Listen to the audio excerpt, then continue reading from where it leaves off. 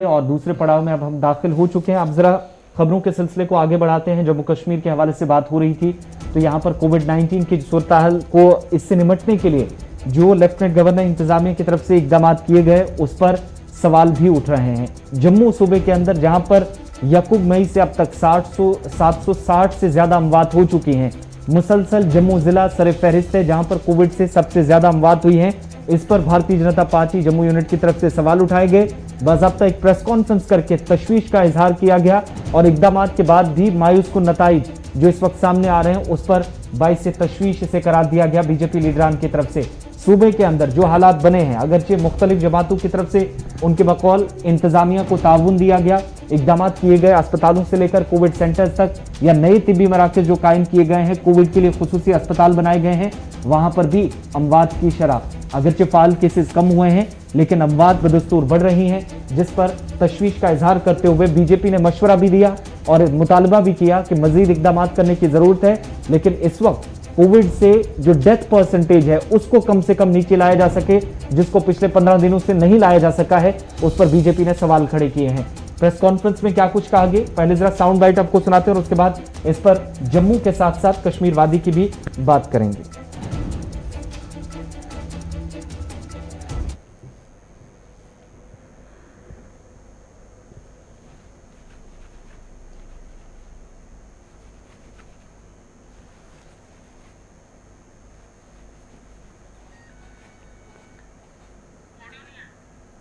Audio नहीं है इसमें।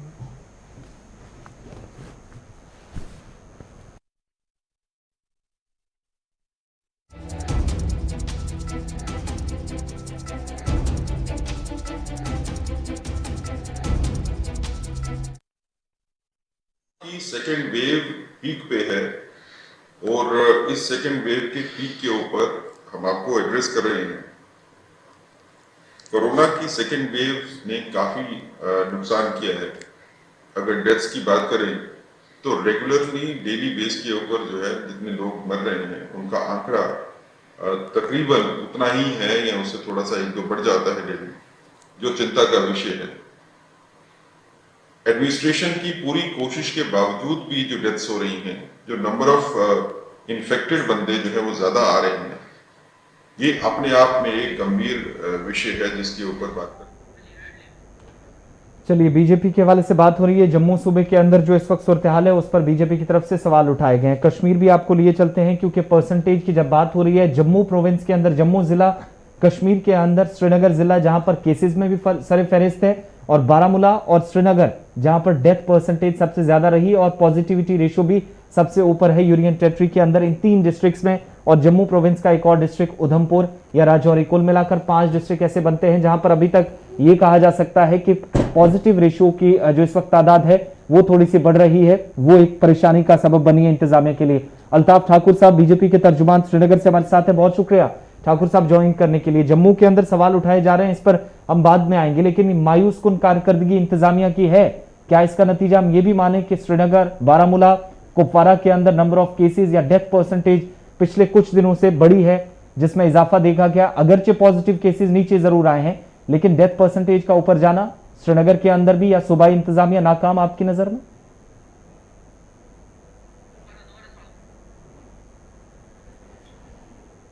अल्ताफ साहब, आप तक आवाज पहुंच रही है? जी जी जी आ रही है। सूबाई इंतजामिया की कारकर्दगी पर क्या कहेंगे? जम्मू के अंदर सवाल तो उठाए जा रहे हैं, लेकिन कश्मीर के अंदर भी 3 से 4 ऐसे डिस्ट्रिक्ट्स हैं, कंसिस्टेंट रिकॉर्ड बना हुआ है कि जहां पर परसेंटेज नीचे जरूर आई है, पॉजिटिविटी रेशियो, लेकिन डेथ परसेंटेज कम नहीं हुई है। या पॉजिटिव केसेस की जहां तक बात है तो बारामूला, कुपवारा और उसके साथ साथ श्रीनगर जिला सरे फहरिस्त हैं।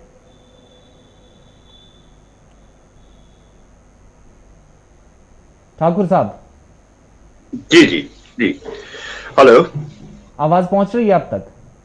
जी जी आ रही है आवाज। थोड़ा क्वेश्चन रिपीट कर दीजिएगा। जी जी, सूबाई इंतजामिया की कारकर्दगी के हवाले से बात हो रही है। जम्मू के अंदर आपकी पार्टी की तरफ से सवाल पूछे गए हैं कि तमाम कोशिशें कर ली गई, लेकिन डेथ परसेंटेज कम नहीं हुआ है।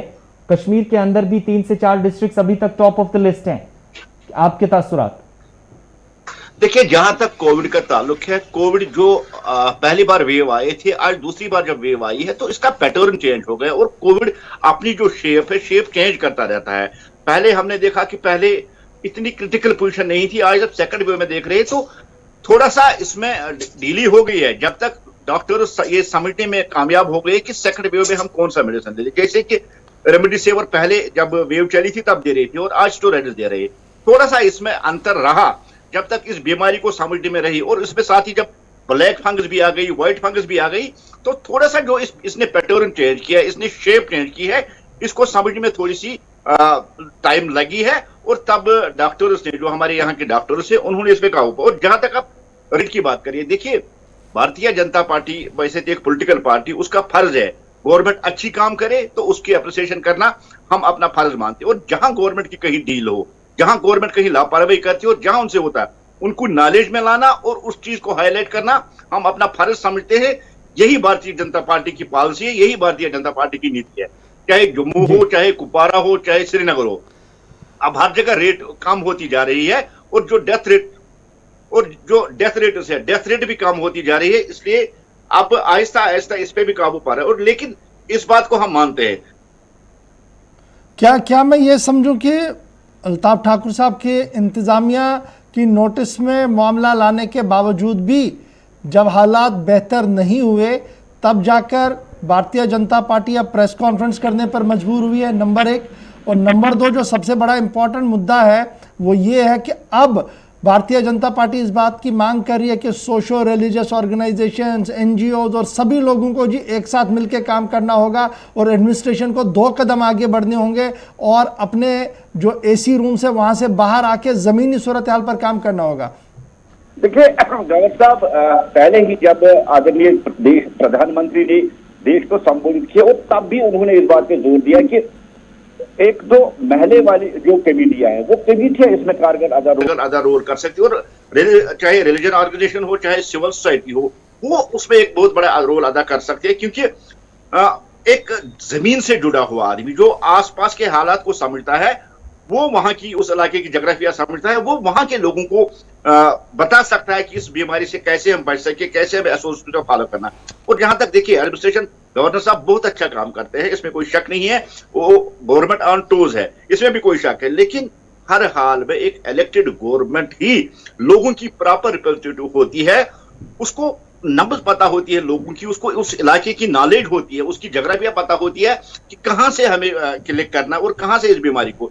लेकिन इस बात से भी हम इनकार नहीं सकते। देखिए जो पंचायत लेवल पे, पंचायत हलकों पे जो हॉस्पिटल्स खोले गए, वो भी अपने आप में एक हिस्टोरिक कदम है इस बीमारी को डिसेंट्रलाइज करने के लिए, इस पे काबू पाने के लिए। वो भी अपने आप में मेरा इतना मानना है, इतना कहना है, जहां गवर्नमेंट अच्छी काम करे, भारतीय जनता पार्टी उसकी अप्रिशिएट करेगी। और जहां कहीं डील दी जाएगी, वहां हम जोर शोर से आवाज उठाएंगे। जैसे कि कल हमारे चीफ स्पोक्सपर्सन सुनील सेठी साहब ने कल जम्मू से जो प्रेस को संबोधित किया था, हमारी यही पॉलिसी है कि कहीं ना किसी तरीके से लोगों को फायदा पहुंचे और गवर्नमेंट जो है ये अपने आप में और तेजी लाए यहाँ की एडमिनिस्ट्रेशन, ताकि लोगों को इस महामारी से बचाया जा सके। बहुत शुक्रिया जी अल्ताफ साहब ज्वाइन करने के लिए। बहुत शुक्रिया ज्वाइन करने के लिए। कोविड के हवाले से बात हो रही है तो फटाफट से जम्मू कश्मीर के अंदर जो आदादोशुमार हैं वो आपके सामने थोड़ी देर में रखेंगे, लेकिन पहले मुल्क की सतह पर आज की फिगर्स क्या कुछ कहते हैं। टेस्टिंग एक बार फिर रिकॉर्ड सतह पर पहुंची है।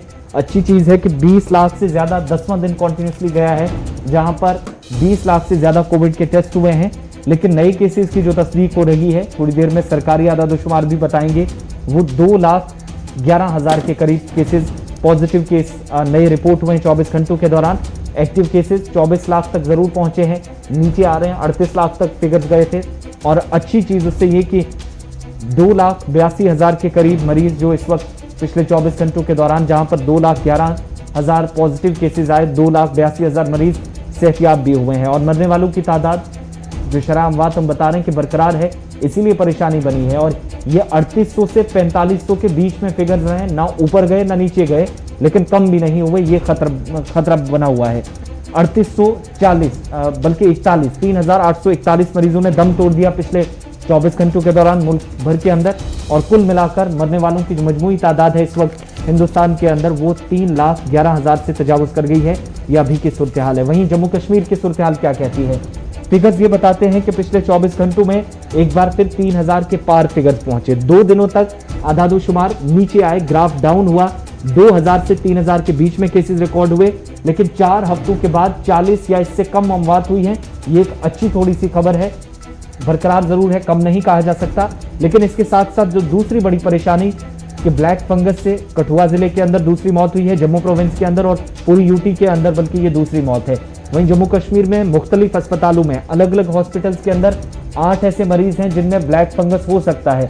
कुछ की रिपोर्ट्स आ जाएंगी, कुछ में का जो लैब है वो कल तक वजाहत कर देगी रिपोर्ट्स के जरिए क्या ये 8 लोग ब्लैक फंगस का शिकार हुए या नहीं। अभी सारे सस्पेक्टेड हैं और जीएमसी जम्मू के अंदर भी इनमें एक मरीज है जिसके मुतालिक जानकारी दी गई है कि आज शाम तक इसकी रिपोर्ट आ जाएगी।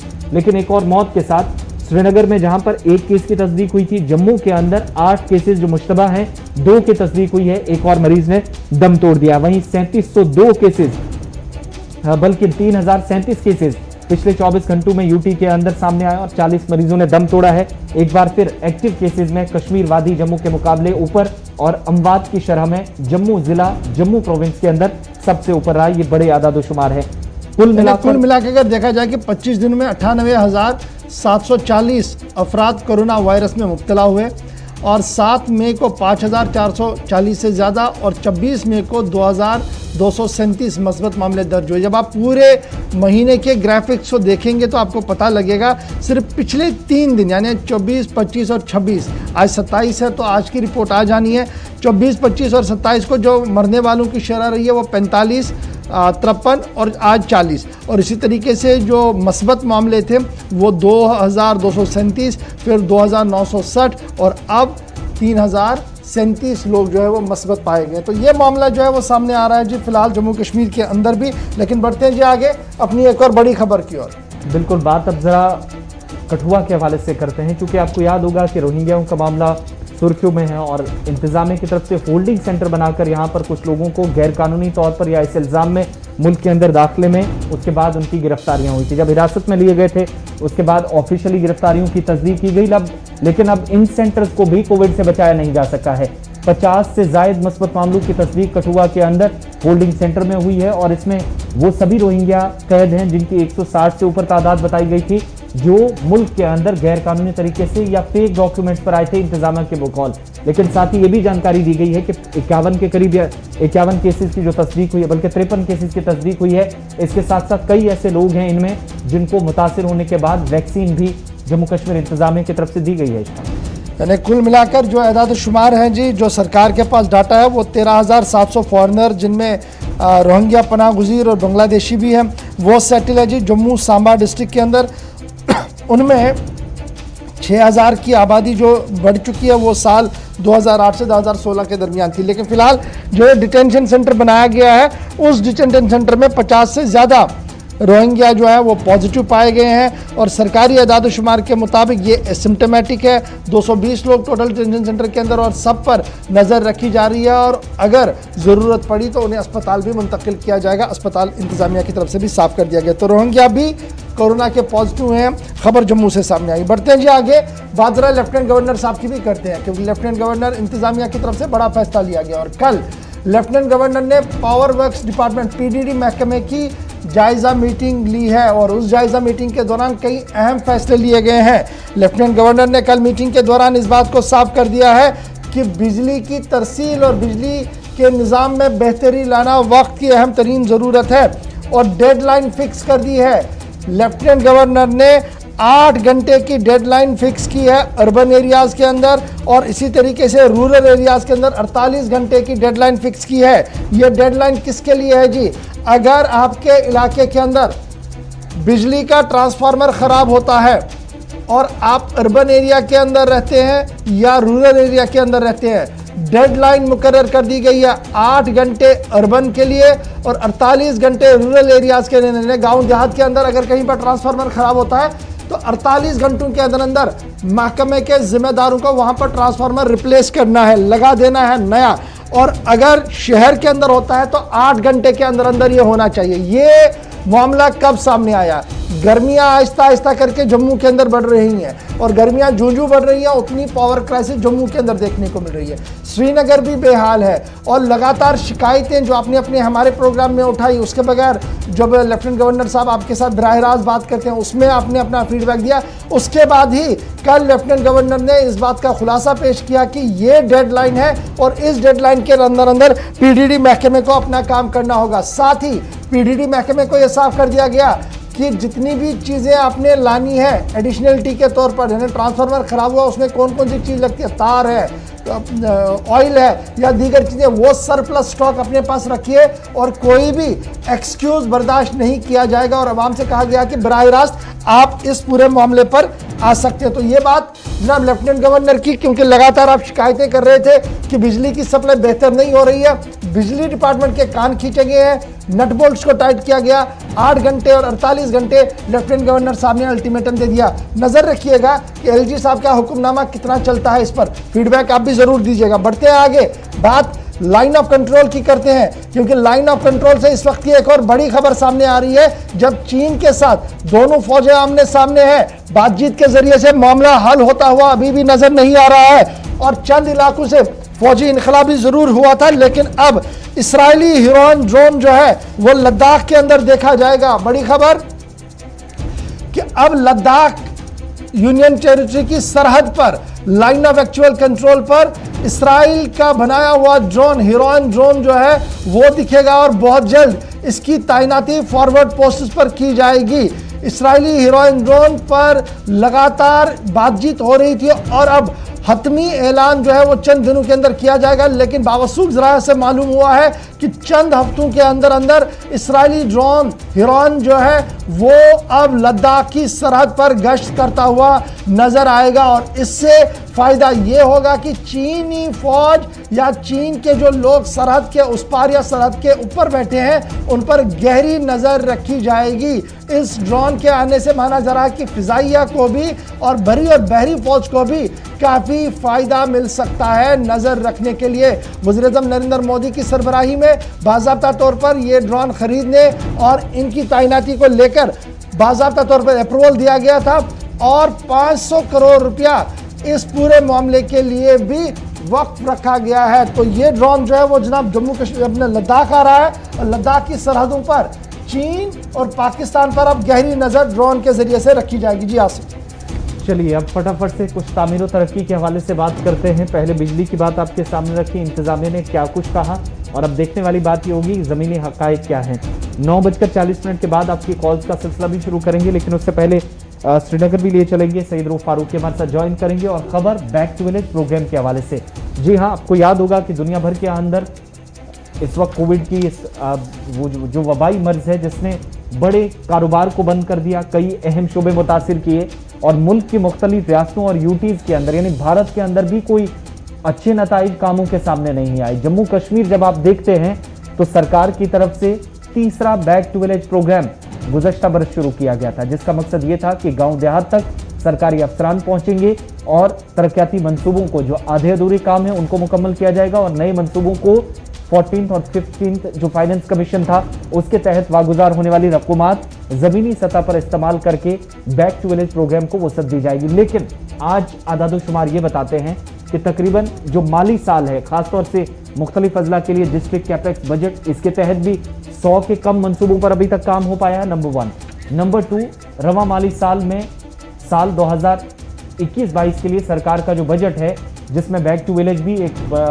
बड़ा ऑप्शन रखा गया था, उस पर भी ब्रेक लगी है। तामीर और तरक्की के काम रुक गए हैं और ब्रेक इसलिए लगी है क्योंकि माली साल में अभी तक 4000 तक काम भी पूरे नहीं हो पाए हैं। यानी जिन मंसूबों को हदफ रखा था इंतजामिया ने, सेट टारगेट तक इंतजामिया अभी तक पहुंचने में नाकाम रही है और उसकी दलाइल ये पेश किए जा रहे हैं कि जम्मू कश्मीर के अंदर भी कोविड की वजह से ये तमाम काम मुतासिर, लेकिन उसके बावजूद भी 3835 काम जो है वो मुकम्मल किए गए हैं और 100 काम जो मुकम्मल किए गए वो डिस्ट्रिक्ट कैपेक्स के 7 जिलों के अंदर किए गए हैं। पेंडेमिक के बावजूद भी जिला तरक्याती कमिश्नरों की तरफ से जो एदाद-ओ-शुमार कल आला सतही मीटिंग के अंदर दिए गए, जिसमें यह कहा गया कि बैक टू विलेज प्रोग्राम में साल 2020-21 माली साल के दौरान क्या कुछ किया गया, तो उसका मुआवजा जब करते हैं, जब उसकी बात को देखते हैं तो 3853 प्रोजेक्ट्स को मुकम्मल किया गया है। और डाटा जो कह रहा है है वो ये साफ दिखा रहा है कि तकरीबन 1930 प्रोजेक्ट जो है वो साल 2019-20 के थे, जिन्हें स्पेशल इनिशिएटिव के तहत लिया गया था।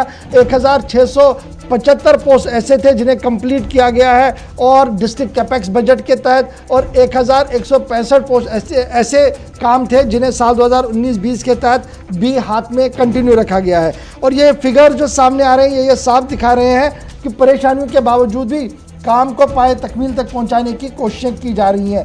अब ज़रा ज़िला वाइज भी जब आप देखेंगे तो जो डिटेल्स दी गई है, बडगाम, श्रीनगर, पुलवामा, कुपवारा, गांदरबल, कठुआ, अनंतनाग, यहाँ पर कम से कम 355 प्रोजेक्ट ऐसे हैं जिन्हें मुकम्मल किया गया बडगाम के अंदर। उसके बाद 129 प्रोजेक्ट ऐसे हैं जिन्हें मुकम्मल किया गया है पुलवामा के अंदर। 124 प्रोजेक्ट ऐसे हैं जिन्हें मुकम्मल किया गया है कुपवाड़ा के अंदर। 120 प्रोजेक्ट ऐसे हैं जिन्हें मुकम्मल किया गया है गांदरबल के अंदर, और 113 प्रोजेक्ट ऐसे और भी हैं जिसे सरकार ने मुकम्मल करने का दावा पेश किया है। और जब आप जम्मू प्रोविंस की बात करते हैं तो 109 प्रोजेक्ट कठुआ के अंदर मुकम्मल किए गए हैं, 102 अनंतनाग डिस्ट्रिक्ट के अंदर, और इसी तरीके से जो बाकी मानदा ज़िले हैं वहाँ पर सिंगल डिजिट या डबल डिजिट के अंदर प्रोजेक्ट को पाए तकमील तक पहुँचाने की कोशिश की गई है। बड़ी बात यह है, लेफ्टिनेंट गवर्नर की तरफ से लगातार ये कहा जा रहा था कि तरक्याती मंसूबा नहीं रुकना चाहिए, और कल जब रिव्यू मीटिंग ली गई थी उस रिव्यू मीटिंग के अंदर इस बात का खुलासा पेश किया गया कि बैक टू विलेज प्रोग्राम के तहत जो काम हाथ में लिए गए हैं उस पर पेशरफ्त हो रहा है और आने वाले दिनों में मजीद काम हो सकते हैं। ये तो सरकार के सारे फिगर्स हमने आपके सामने रखी। ग्राउंड जीरो पर क्या कुछ है, हमारे साथ सईद रूफ फारूकी ज्वाइन किए हुए हैं। सईद, बहुत शुक्रिया जी ज्वाइन करने के लिए। शहरनामा प्रोग्राम आप करते हैं, आप गांव शहर जाते हैं और लोगों से बात करते हैं, और जब लोगों से बात करते हैं तो मालूम पड़ता है कि सरकारी आंकड़े, सरकारी फिगर्स बड़े अच्छे लगते हैं बोलते बोलते, टीवी पर दिखाते दिखाते, लेकिन ग्राउंड जीरो पर जब जाते हैं तो कहानी कुछ और होती है। आज जरा सिर्फ जिला बडगाम की जब मैं बात करूं, कंटिन्यूसली आपने पिछले 1.5 महीने के दौरान काफ़ी प्रोग्राम बडगाम के मुख्तलिफ गाँव देहात से किए हैं। क्या कुछ सूरत हाल है और कितना काम आप मुतमईन है सरकार के इस दावे से जो पेश किया गया है?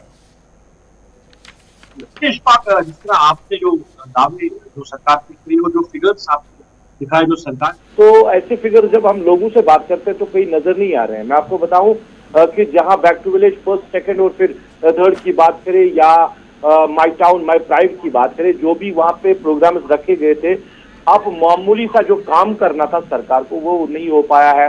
चाहे कहीं तार बदलनी हो वो तार नहीं बदली। पिछले एक हफ्ते की सिचुएशन में आपको बताऊं, एक हफ्ते पहले की मैं ये बात आपसे कह रहा हूँ, जिन जिन इलाकों में इन्होंने जो मंसूबे रखे थे वहां पे जो काम कर रहे थे, आप तार नहीं बदल सके, आप पोल नहीं बदल सके, तो बड़े बड़े प्रोजेक्ट्स की बात ही नहीं है। और ये जो फिगर्स है ये तो सरप्राइजिंग है, क्योंकि लोग कहीं भी, अगर हम बडगाम को छोड़ के पूरी जो वादी की बात करें, वैली की बात करें, कहीं भी लोग मुतमईन नहीं है बैक टू विलेज प्रोग्राम के हवाले से। डिस्ट्रिक्ट बडगाम की बात करें जहां बड़े प्रोजेक्ट्स जो पिछले सरकारों ने हाथ में लिए थे, कई याद अगर इनको मुकम्मल भी किया है। मैं आपको बताऊं, गवर के सोयबुग वाया सोयबुग से नारबल के लिए एक ब्रिज जो है वो बन रहा है। एक छोटा सा मामूली सा ब्रिज बन रहा है और उस ब्रिज को बनाने में 4-5 साल सरकार ने लगा दिए हैं। ये मामूली सा काम है, वो भी बैक टू विलेज के जरिए से आया था। पहले बैक टू विलेज में उसका जिक्र हुआ था। श्रीनगर की जैसे आप बात करें, आप अगर श्रीनगर के जहां पे आपको जरूरत है डेवलपमेंट की, क्योंकि सारा फोकस जो है वो श्रीनगर के लिए होता है, आप बच्चा जच्चा अस्पताल जो बेमना में बन रहा है, अगर वो 15 सालों में आप मुकम्मल नहीं कर पाएंगे तो आपकी डेवलपमेंट पे, आपकी तामीर और तरक्की पे और आपके मंसूबे पे सवालिया निशान ये भी है, आप अस्पताल मुकम्मल नहीं कर पाए। सिचुएशन ओवरऑल यही है। तो जिस तरह सरकार फिगर दिखा रही है, ऐसा कुछ लग नहीं रहा इस तरह के फिगर जो है जमीनी सतह पे हम कहीं देख रहे हैं। बैक टू विलेज में लोग सिर्फ यही कह रहे हैं कि वो फेलियर है, सिर्फ लोगों को जमा किया गया था और बड़े बड़े प्रोग्राम्स बनाए गए थे, और जहां कहीं भी लोगों ने डिमांड रखी थी वो डिमांड पूरी नहीं हुई है। अगर से 10% किसी जगह किया गया है, 15%, 20%, मगर ओवरऑल अगर बात करें, इन जनरल अगर बात करें, उन डिमांड्स को पूरा नहीं किया गया, उन पर तवज्जो नहीं दी गई है। अब सरकार के ये फिगर जो डिस्ट्रिक्ट डेवलपमेंट कमिश्नर सरकार को भेजे हैं, तो ये तो बड़ा सरप्राइजिंग है, क्योंकि पिछले तकरीबन 2 महीनों से मैं जो प्रोग्राम्स कर रहा हूँ उसमें यही फोकस है। सड़कें, अस्पताल, बिल्डिंगें, जो पिछली बिल्डिंगें बनाई गई थी, जो तामीर वगैरह के हाथ में लिए गए थे काम, वो मुकम्मल हुए हैं, मगर कहीं पे भी लोगों ने जो है इस हवाले से बात नहीं की और सरकार की के इस बात को नहीं माना कि सही मुकम्मल प्रोजेक्ट जो हुए हैं। सूरत हाल वही है।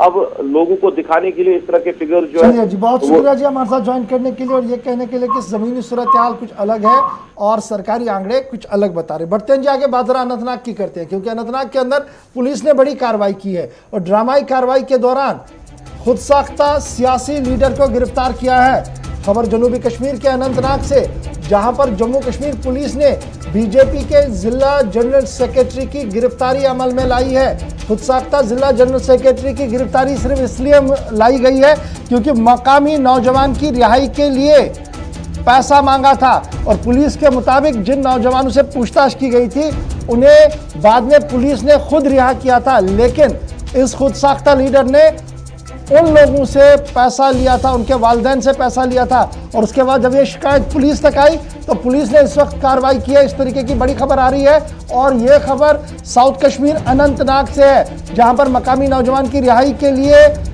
इस वक्त 2 लोगों से पैसे लिए गए थे और अब पुलिस ने कार्रवाई भी की है। फिदा हुसैन हमारे साथ साउथ कश्मीर अनंतनाग से इस वक्त ज्वाइन किया। फिदा, अपडेट कीजिएगा, रात देर गए पुलिस ने कार्रवाई की है, कौन लोग हैं जिन्हें गिरफ्तार किया गया था, जब उन्हें रिहा किया गया तो किस कंडीशन पे रिहा किया गया और ये पैसों का मामला कहां से बीच में आया? और इसमें 2 चीजों पे हम बात करेंगे। एक, जब उनको पूछताछ के लिए बुलाया गया तो पूछताछ खत्म होने के बाद पुलिस ने उन दोनों नौजवानों को रिहा भी किया। उस बीच उनके घर वाले जो है, जो मकामी जनरल सेक्रेटरी है भारतीय जनता पार्टी के निसार अहमद खान, जो कि सरपंच भी है और साथ ही साथ जो डीडीसी के इंतखाबात भी हुए थे उसमें भी वो पार्टी के नुमाइंदे थे। हालांकि 3 फिगर तो उन्होंने यहाँ पर क्रॉस नहीं किया, लोगों ने उनको नकारा और दूसरे के हक में वोट दिया। लेकिन कहा जाता है कि पुलिस ने एक स्पेशल टीम बनाई जब पुलिस के पास एक शिकायत आई है उनके घर वालों की तरफ से कि मकामी सरपंच जो है उन्होंने हमसे पैसा लिया है उसके लिए, उस काम के लिए कि जो आपके बच्चे हैं उनकी रिहाई जो है मैं खुद करवाऊंगा। लेकिन उससे पहले जब हम पुलिस ऑफिसर से मिले तो उन्होंने हमें भरोसा दिलाया कि अगर इनकी इन्वॉल्वमेंट नहीं होगी तो इनकी रिहाई जो है वो जल्द होगी। लेकिन उससे पहले ही उनकी रिहाई हुई है और बिना किसी पैसे के। और जब वो पुलिस के पास पहुंचते हैं और पुलिस के पास ये भी शिकायत करते हैं कि जो मकामी सरपंच है निसार अहमद खान, उन्होंने हमसे 1 लाख से ज्यादा रकम ली है। उसके बाद जब पुलिस ने उनको दर दबोच लिया और पुलिस ने एक स्पेशल टीम बनाई और जब उनको पकड़ा गया, उनके खिलाफ एक एफआईआर भी दर्ज की गई है। इस वक्त हम बिल्कुल पुलिस स्टेशन के बाहर है, जहां पर यह बताया जाता है कि इसी पुलिस स्टेशन के अंदर जो है निसार अहमद खान इस वक्त हिरासत में है। हालांकि पुलिस ने कल अपने प्रेस रिलीज में यह भी बता दिया कि अगर ऐसी शिकायतें जो है कहीं पर भी मिलती है तो पुलिस ने पहले ही नंबरात जो है वो दिए हुए हैं। अगर आपके पास कोई भी ऐसा शख्स आता है, अगर हम किसी को पूछताछ के लिए बुलाते हैं तो उसका ये मतलब नहीं है कि उसकी गिरफ्तारी होगी, पूछताछ की जाएगी। अगर उसके खिलाफ कोई केस नहीं होता है तो उसकी रिहाई होगी। उसलिए आप पैसा किसी को ना दीजिए और जो लोग एजेंट्स बाहर घूम रहे हैं उनके खिलाफ भी कार्रवाई होगी आने वाले दिनों में। लेकिन अब यह देखना होगा कि क्या पार्टी इनके खिलाफ कोई कार्रवाई करती है आज दिन में। हालांकि ये रात का वाकया है, क्या पार्टी की तरफ से कोई प्रेस रिलीज जारी होगा ये तो आने वाले कुछ ही घंटों के बाद पता चलेगा। लेकिन एक बड़ी कार्रवाई जो है, सरपंच को दर दबोच लिया गया अनंतनाग पुलिस ने ये शिकायत मिलने पर कि रिहाई के लिए उन्होंने। अच्छा फिदा, जरा जल्दी से ये बताइएगा, ये शिकायत दहंदगान खुद उनके घर वाले थे जिनके बच्चे अरेस्ट हुए थे या पुलिस ने फिर आज खुद इस मामले का नोटिस लिया, क्योंकि सोशल मीडिया पर बड़ी चीजें चल रही थी? देखिए, बिल्कुल जो जिनकी गिरफ्तारी हुई थी उनके जो घर वाले हैं उन्होंने शिकायत की। जब उनको पता चला कि उनके बच्चे जो है वो रिहा हो रहे हैं, उसके बाद उन्होंने यही सोचा कि इन्होंने हमसे पैसे किस चीज के लिए लिए और हमने बड़ी गलती की है। और पुलिस ने उनको ये भी बता दिया कि आपने किस चीज के लिए इनको पैसे दिए हैं। उसके बाद जब वो खुद पुलिस के सामने गए, पुलिस के पास जब शिकायत मिली तो उसके बाद पुलिस ने जो है वो बर वक्त कार्रवाई करके निसार अहमद खान को दर दबोच लिया। गौर चलिए जी, बहुत शुक्रिया हमारे साथ ज्वाइन करने के लिए। फिलहाल खबर ये है कि पुलिस ने 2 नौजवानों को पूछताछ के लिए लिया था, जिसके बाद मकामी सरपंच जो खुद साख्ता लीडर भी है एक जमात के, उन्होंने पैसे लिए ये कहते हुए कि मैं इनकी रिहाई को यकीनी बनाऊंगा। जबकि पुलिस का ये मानना कि हमने पूछताछ की, जब कुछ नहीं मिला तो हमने अज खुद उनकी रिहाई की, क्योंकि गलत इंफॉर्मेशन थी और उनके पास कोई ऐसी चीज़ सामने नहीं आई जिससे हम ये एस्टैब्लिश कर पाते कि वो गुनाहगार है। लेकिन सवाल ये है कि आज के दिन में भी ऐसा चल रहा है और माजी में बहुत ऐसा खेल खेला गया है जिसकी वजह से फिर एडमिनिस्ट्रेशन और पुलिस की जो छवि है वो भी मस्क हुई थी। ज़रूरत है कि ऐसे एलिमेंट्स को कर्ब किया जाए, रोका जाए और एक सेट मिसाल, एक नज़ीर रखी जाए कि देखिए अगर आप ऐसा करेंगे तो आपके लिए ठिकाना घर नहीं है, प्रोटोकॉल नहीं है, बल्कि श्रीनगर का सेंट्रल जेल है, बल्कि बैरूनी रियासत का जेल है, ताकि मुस्तकबिल में ऐसा कोई सोच भी न सके। बढ़ते हैं जी आगे। अब वक्त हो गया जी आपकी फ़ोन कॉल्स का। फटाफट से कुछ फ़ोन कॉल्स लेंगे, फिर आपको बताएंगे कि शेर कश्मीर नचूटा मेडिकल साइंस सोहरा के अंदर क्या कुछ होने जा रहा है। लेकिन पहले आपकी फ़ोन कॉल्स, जल्दी से ज़रा फ़ोन कॉल्स का सिलसिला शुरू कीजिएगा। हेलो, अस्सलाम वालेकुम। वालेकुम अस्सलाम। मैं मोहम्मद कमाल वानी खान बडगाम से बोल रहा हूँ। जी कमाल साहब। सर, मुझे अर्ज है कि डेफ एंड डम बच्चों का जो क्वालिफाइड लिस्ट निकला है 4th क्लास का, जी उनके लिए कोई अलग की पॉलिसी बनाई जाए, क्योंकि वो कंपेयर नहीं कर सकते हैं नॉर्मल बच्चों के साथ। अच्छा जी। उनकी सिलेक्शन जेके बोर्ड और चेयरमैन से आप इल्तिजा कीजिए और गवर्नर से इल्तिजा कीजिए कि उनका कोटा अलग रखा जाए। मेरे ख्याल से उनका कोटा ऑलरेडी सेपरेट किया गया था लास्ट टाइम, मगर आज तो इन्होंने उसमें इकट्ठे जमा किया है। चलिए जी, ठीक है जी, ज़रूर जहांगीर साहब सुन रहे होंगे और मुझे उम्मीद है वो देखेंगे कि इसका रास्ता क्या। लास्ट टाइम हमने उनकी नोटिस में एक मामला लाया था तो तुरंत एक हल निकला था, तो आज की बार भी अगर ऐसा होना है तो ज़रूर उस रिवायत को बरकरार रखें जहांगीर साहब, ताकि मामला जो है वो ठीक हो सके। बहुत शुक्रिया जी कॉल करने के लिए। चलिए जी, एक और कॉलर दे दीजिएगा। हेलो, अस्सलाम वालेकुम। वालेकुम सलाम जनाब, मैं डॉक्टर बडगाम पे अहन अर्ज गोड पन्नसी पानस मलामत ला इलाहा इल्ला अंत सुब्हानका इन्नी कुन्तु मिनज़ ज़ालिमीन। गवर्नमेंट का से खाद बूर अर्जन रुपये 1800 रुपये हमें मिलती है आज, अंडा 8 रुपये में मिलता है। गवर्नमेंट कहाँ है जनाब? कत बिल्कुल तू सही। रात तुलसी मामले यम सात सरकार ये ऐलान कर कि खाद थमस गाम गोम दस्तियाब, परेशान गनी जरूरत कहें, तो कत दरअसल ये कि सारी परेशान, तजर पन्ने आय परेशान तो पन्ने आय परेशान। सरकार सिर्फ बयानबाजी दिवान फिलहाल बासान तिक अगर तिम खाद मैसर थवन, आज 3 दह लगातार यम सात कॉल कि यस तुम रेट वनान तथ रेटस पे कनानी। मुझे उम्मीद है कि डायरेक्टर एग्रीकल्चर, हॉर्टिकल्चर और एनफोर्समेंट विंग के जो लोग हैं वो ज़रा इसकी संजीदगी को समझे कि अगर आज ये खाद नहीं मिली, ये जो बड़ी ज़रूरी चीज़ें हैं, अगर आज ये ज़मींदार के पास नहीं रही हैं और ऊंचे दामों पर वो ख़रीदेंगे और आज के बाद 4 दिन 5 दिन बाद आप दस्तयाब करेंगे तो शायद उसका कोई फंडा नहीं होगा। और ज़रूर आपकी बात को वो सुन रहे होंगे। मुझे उम्मीद है कि लेफ्टिनेंट गवर्नर के जो सलाहकार है, मुशीर हजरात है, वो भी इस बात का ज़रा संजीदा नोटिस ले कि गाँव देहात के अंदर हालात किस तरीके के बनाने की कोशिश की जा रही है। चलिए जी, बहुत बहुत शुक्रिया। नेक्स्ट कॉलर, नाम बताएं अपना, कहाँ से? हेलो जी। हेलो, अस्सलाम वालेकुम गवर साहब, जावेद बोल रहा हूँ। वालेकुम सलाम व रहमतुल्लाह। दो बातें गवर साहब मेरी सुनिए। पहले कि आपने बताया हकीकतन गवर्नमेंट है ही नहीं कहीं, उसके दो नीचे। आज आपने ललित महाजन और आशिक साहब को सवेरे लिया था ऑन कॉल।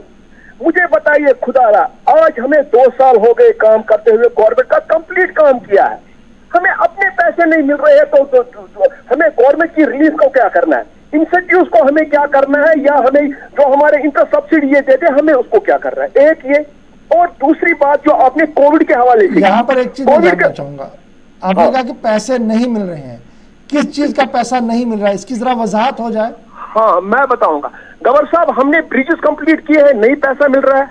हमें इलेक्ट्रिक डिपार्टमेंट में हमने मेरे जो इलेक्ट्रिक यूनिट होल्डर है उन्होंने प्रायोरिटी पे हमें जो पोल हमारे होते हैं स्टील पोल लास्ट ईयर दिए हैं, करीबन 170 करोड़ रुपया हमारा वो भी बकाया है। हमारे ठेकेदार भाई ने जो काम किए ऑन ग्राउंड आप देखिए। कोविड के हवाले से मैं आपको कवर साहब बता के चलूं, कोविड के हवाले से लास्ट ईयर जो हमने काम किया है, कोविड में जो हमने मटेरियल दिया, मैं बारामूला डिस्ट्रिक्ट की बात करूंगा, करीबन 80 लाख रुपया आज की डेट में सोपोर हॉस्पिटल के बकाया है। कौन इनको देगा? गवर साहब मैं आपको बताते चलूं, सोपोर में आज जो कोविड के हवाले में हम खाना देते हैं, वो हमारी एक तंजीम है यहाँ पे वुलर, वही देती है, गवर्नमेंट के पास पैसा ही नहीं है। चलिए जी, बहुत शुक्रिया जी कॉल करने के लिए और सूरत हाल बताने के लिए कि मीटिंगें तो अच्छी है लेकिन सूरत हाल ये भी है कि लास्ट कोविड में जो काम किया गया अभी तक वो पैसा आया नहीं। इंडस्ट्रियल रेवोल्यूशन की बातें हो रही है, इन्वेस्टमेंट की बातें हो रही है, डिसइन्वेस्टमेंट की बातें हो रही है। जी बहुत शुक्रिया कॉल करने के लिए। चलिए जी एक और कॉलर दे दीजिएगा। हेलो हेलो, अस्सलाम वालेकुम। जी वालेकुम सलाम व रहमतुल्लाह। हाँ गौर साहब, हम फिरबाग से बोल रहे हैं। मैंने ये चौथी कॉल की है आज से। जी आज से पहले भी मैंने 3 कॉलें किए हैं। फिरबाग से बोल रहे हैं, मिलताबाद रोड से। जी जी जी, ये बंड रोड आता है, यहाँ लिंकिंग रोड है ये एयरपोर्ट की तरह से। और यहाँ RHCC वालों ने यहाँ ड्रेन बनाया पिछले साल, मगर अभी तक सड़कों का खंडरात किया हुआ है इन्होंने। पूरे कश्मीर की रोड इन्होंने ठीक की, मगर ये रोड अभी तक ठीक नहीं की। ये एक अहम रोड है, आपके जहन में होगा ये, मैंने 2 बार आपके कॉल जी जी जी जी मुझे याद है जी, मगर यहाँ कोई तवज्जो नहीं दे रहे हैं ये। आज आपसे वादा है कि कोशिश में करूंगा कि लेफ्टिनेंट गवर्नर साहब का जो ऑफिशियल ट्विटर है और 10 तरह की चीज़ें जिनसे कम्युनिकेट हो सकता है, इस बात को दोबारा उनकी नोटिस में लाया जाएगा। क्योंकि मुझे लास्ट टाइम याद है कि एक बड़े अफसर की तरफ से हमें ये एश्योर किया गया था, देखिए ये श्रीनगर शहर का बिल्कुल पास का एरिया है, इसको हम प्रायोरिटी पे देखेंगे। शायद प्रायोरिटी पे ही देख रहे हैं वो, इसलिए नहीं आज तक हुआ। अगर काम किया होता तो शायद आप आज कॉल नहीं करते। आपसे वादा है कि डिस्ट्रिक्ट एडमिनिस्ट्रेशन, सूबाई इंतजामिया के साथ साथ लेफ्टिनेंट गवर्नर के ऑफिस तक आपकी आवाज़ को मिन्नो अन ऐसे ही पहुंचाया जाएगा जिस तरीके से आपने कॉल किया। बहुत शुक्रिया जी कॉल करने के लिए। चलिए नेक्स्ट कॉलर, नाम बताएं अपना। हेलो जी अस्सलाम वालेकुम गवर साहब, आशिफ साहब अस्सलाम वालेकुम। वालेकुम सलाम व रहमतुल्लाह। अल्लाह ताला थनो सही सलामत पानी जहां थयो जारी सो दीव जनाब अली पान मदद करो के वक्त पास।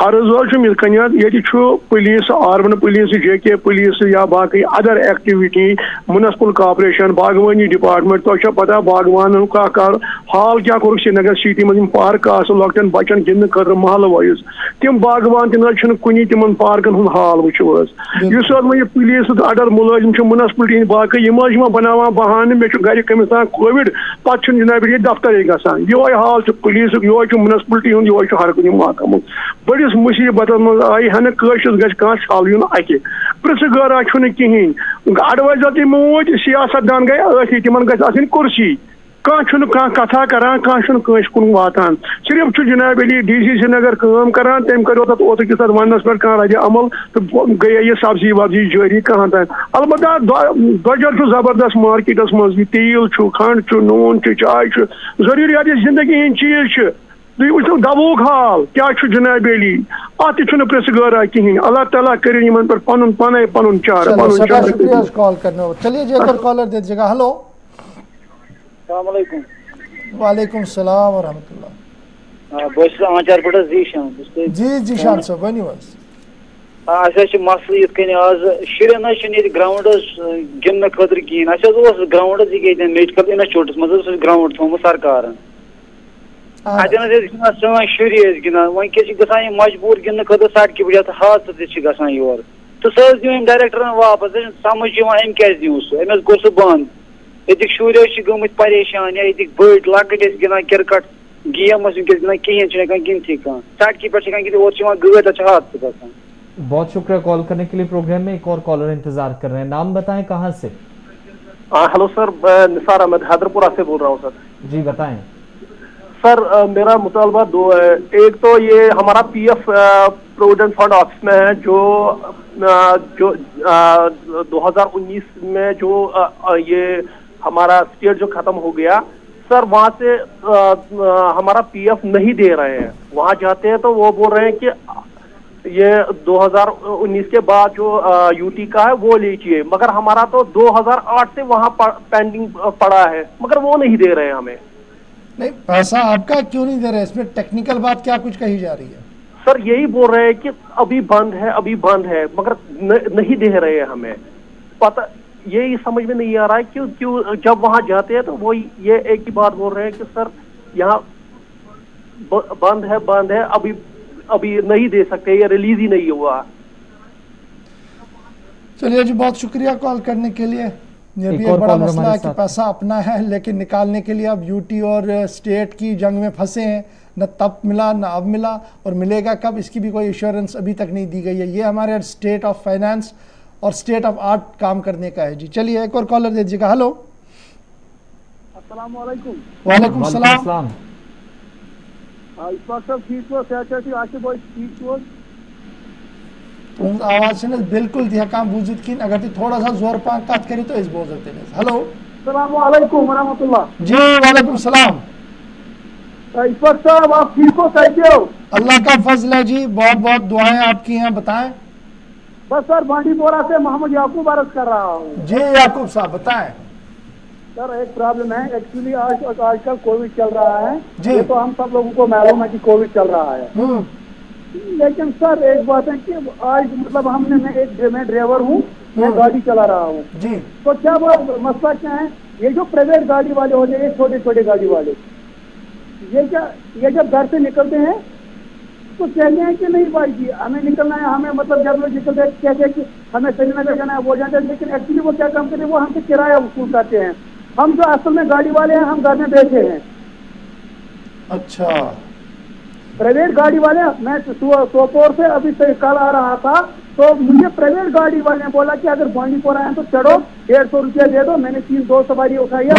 प्राइवेट गाड़ी मतलब वो टैक्सी नहीं है, वो किसी तरीके से पैसेंजर व्हीकल नहीं है, जाती गाड़ी है, बड़ी गाड़ी है, कोई जाती गाड़ी है, उसमें वो लोगों को बिठाकर पैसे ले रहे हैं। वही मैं कह रहा हूँ ना। चलिए बड़ी बात है ये, मुझे उम्मीद है कि इंतजामिया देखेगी ऐसी चीज़ों को कि गाड़ी में अगर कैपेसिटी 4 लोगों की है तो अब तो ये चेक करना पड़ेगा कि 4 लोग अपने ही हैं या पैसेंजर बिठा के चल रहे हैं। बहुत बड़ी बात आप बता रहे हैं जी, मेरे लिए है ये। चलिए जी, बहुत शुक्रिया कॉल करने के लिए। एक और कॉलर दे दीजिएगा। हेलो, अस्सलाम वालेकुम। जी वालेकुम सलाम। मैं पहलगाम से अब्दुल रशीद बोल रहा हूँ जी। जी रशीद साहब बताएं। मसला ये है ना, सलार इलाके में रहता हूँ सर, वहाँ हेलो जी जी जी, वहाँ गवर्नमेंट ने वो किसानों के लिए 2-2 हज़ार रुपए पिछले साल भी दिए थे, इस साल भी दे रहे हैं, लेकिन हमारा अभी 40% नहीं हुआ। पता नहीं क्या मामला है। फिर बलारहमा में हमारा ऑफिस है, हम वहाँ गए, उन्होंने कहा कि आप 25 तारीख तक आएंगे, लेकिन आज 27 तारीख है, अभी तक नहीं आ गए हैं। तो नहीं, वो कह रहे हैं कि आएंगे तो हो सकता है कुछ एक आधा दिन ऊपर नीचे हो जाए। तो दूसरा ये था कि नहीं सर, वो कह रहे हैं अभी पता नहीं है, क्योंकि ये पैसा जो है ये तो पूरी इंडिया के अंदर देना था, तो अगर आप रजिस्टर है तो आपको जरूर मिलेगा वो। नहीं, हमने पिछले साल लिया है, पिछले साल हमने 3 किस्त लिए हैं सर, लेकिन इस साल बोलते हैं कभी मैं वहां गया तो नेट पर दिखा रहे हैं आपका वो आधार अभी लिंक नहीं है, लेकिन लिंक हो गया है। फिर मैं वहाँ ऑफिस में बलरामा गया तो वो लोग कहते हैं 26 तारीख तक देखेंगे, अगर आ गए तो ठीक है, नहीं तो फिर आना। वहाँ भीड़ होती है, आजकल कोविड का खतरा भी है, इसलिए अगर वो होगा तो आपकी। चलिए बहुत शुक्रिया जी कॉल करने के लिए। चलिए लास्ट कॉल दे दीजिएगा। हेलो, अस्सलाम वालेकुम। वालेकुम सलाम व रहमतुल्लाह वबरकातुहू। मोहम्मद अल्ताफ सादिनार से अर्ज कर रहा हूं। जी अल्ताफ साहब, पहले अपनी सेहत का हाल बताइए, कैसा है? शुक्र अल्लाह ताला का और आपकी दुआओं की मदद से मैं आप ठीक हूँ। चलिए अल्लाह ताला आपको रोबत सेहत रखे जी। बताएं। वो डॉक्टर है ना, डॉक्टर निसार हसन है ना जी, मैं तय दिल से शुक्रिया अदा करता हूँ जो उसने प्रोग्राम चलाया, वहाँ पर टीवी पे मैंने उस पर एडवाइस की है, उसका मैं बहुत शुक्रगुजार हूँ उस डॉक्टर का। मेहरबानी बहुत बहुत शुक्रिया जी आपका, इतने शौक के साथ आप भी प्रोग्राम को देखते हैं, बड़ी बात है जी इसके लिए। हाँ, मेरे 2-3 माह से हमारे गाँव में रोड बन रहा है आजम से अगस्त तक। इससे पहले भी मैंने उसके बारे में जिक्र किया, लेकिन वो रोड इस वक्त पाई तकमील तक पहुंच गया है, सिर्फ इसमें ब्लैक टॉपिंग कर रहा है। लेकिन बदकिस्मती की वजह से मैं बीमार हुआ हूँ, तो उसने 2-4 पोल 3-4 पोल उनको निकालने थे। कल भी ठेकेदार साहब आया बिजली डिपार्टमेंट के पास, वो कहते हैं हम टेंडर निकालेंगे, फिर ठेकेदार साहब ने कहा कि इसमें बहुत टाइम लगेगा, फिर ये मैकेनाइजेशन इधर 1 किलोमीटर ये पेंडिंग रहेगा। मेहरबानी करके आपकी चैनल की वसात से डिप्टी कमिश्नर बांडीपोरा तक की बात पहुंचनी चाहिए। नंबर 2। चलिए इंशाल्लाह जरूर पहुंचेगी जी। बहुत शुक्रिया कॉल करने के लिए प्रोग्राम में। आप सभी का भी जनाब बहुत बहुत शुक्रिया। लेकिन आखिरी खबर हम आपको जरूर Sher Kashmir Institute of Medical Science Soura की बताएंगे, लेकिन उससे पहले एक बात मैंने परसों एक दरख्वास्त आपसे की थी कि अगर आपके पास किसी भी इदारे का ऑक्सीजन कंसनट्रेटर है, कोई चीज़ है और आज आपको इसकी ज़रूरत नहीं है, आप रूबत सेहत है और सिर्फ आपने इसलिए उसको घर में रखा कि हो सकता है ज़रूरत पड़े, लेकिन इससे हालात ख़राब हो रहे हैं दूसरे आदमी के जिसकी इसकी ज़रूरत है। मुझे आज शुक्रिया के तौर पर कुछ NGOs की तरफ से लिखा गया कि जनाब बहुत सारे दोस्तों की तरफ से वापस किया गया है। मुझे उम्मीद है कि अभी भी अगर किसी के पास है तो ज़रूर उसे वापस पहुंचाइएगा ताकि बीमारों तक वो पहुंच सके। आप घर में रखकर कुछ नहीं उसका कर सकते हैं, आप उनको वापस कीजिए ताकि और लोगों को जिन्हें ज़रूरत है इसकी इस वक्त घर के अंदर तो उन्हें वो मिल सके। मेरी ये एक और बार दरख्वास्त होगी और जिन लोगों ने वापस किया है उनका बहुत बहुत शुक्रिया, और जिस शफकत और मोहब्बत के साथ हमारी बात को आप सुनते हैं इसके लिए भी हम आपके बहुत बहुत तहे दिल से शुक्रिया अदा करते हैं। चलते चलते ज़रा आपको बताते चले कि सौरा मेडिकल इंस्टीट्यूट शेर Kashmir Institute of Medical science जो फोर फ्रंट पर है वहां पर क्या कुछ होने जा रहा है। डॉक्टर्स के अब नए डायरेक्टर की तकर्री और तैनाती के लिए सरगर्मियां तेज हो रही है। सौरा मेडिकल इंस्टीट्यूट की बेहतर कारकर्दगी का एतराफ जहां पहले भी किया गया है, लेकिन अब यह बात सामने आ रही है कि मौजूदा डायरेक्टर का वक्त ख़त्म हो रहा है और नए डायरेक्टर की तलाश के लिए बाज़ाब्ता तौर पर फैकल्टी मेंबर्स जो हैं उन्होंने सरकार को एक तहरीरी खत लिखा है जिसमें जो फैकल्टी मेंबर्स हैं उन्होंने हुकूमत से मुतालबा किया कि बाज़ाब्ता तौर पर एप्लीकेशंस इनवाइट की जाएं, यानी दरख्वास्त देने के लिए जो है हुक्मनामा जारी किया जाए ताकि काबिल डॉक्टर जो इस ओहदे के लिए अहल होंगे वो वहाँ पर फॉर्म भरे, उनकी सिलेक्शन हो और नए डायरेक्टर की तैनाती वहाँ पर हो सके। क्योंकि मौजूदा डायरेक्टर जो हैं GA अहंगर साहब, उनकी मियाद मुलाजमत जो है 25 जून को मुकम्मल हो रही है और यही वजह है कि HODs की तरफ से चीफ सेक्रेटरी और रियासती इंतज़ामिया के नाम जो ख़त लिखा गया है उसमें कहा गया कि 25 जून से कबल ही अगर इस प्रोसेस को मुकम्मल किया जाता है तो अब जो नए उसके बाद जो वक्त होगा वो नए डायरेक्टर के लिए हो सकता है वो बेहतर कारकर्दगी और भी करे। तो 25 जून को मुकम्मल हो रहा है जी डायरेक्टर का वक्त। प्रोफेसर GA अहंगर साहब का नए डायरेक्टर की तलाश के लिए दरख्वास्तें देने के लिए विंडो खोलने की अपील जो है वो की है। सभी HODs की तरफ से तहरीरी खत लिखा गया है चीफ सेक्रेटरी जम्मू कश्मीर के नाम। जी आसिफ, चलिए प्रोग्राम को वाइंड अप करते हैं। एग्जीक्यूटिव एडिटर इशफाक गौहर के साथ आप मुझे आसिफ को इजाजत देंगे, लेकिन प्रोग्राम को लेकर अपना फीडबैक हमेशा की तरह तक पहुंचाते रहिए। जिंदगी और सांसों ने वफा की, तो कल दोबारा आपसे मुलाकात होगी सूरज की नई किरणों, नई मौजूआत, नए प्रोग्राम के साथ और ताज़ा तरीन सूरत हाल आपके सामने रखेंगे। इजाजत दीजिए, अल्लाह हाफिज।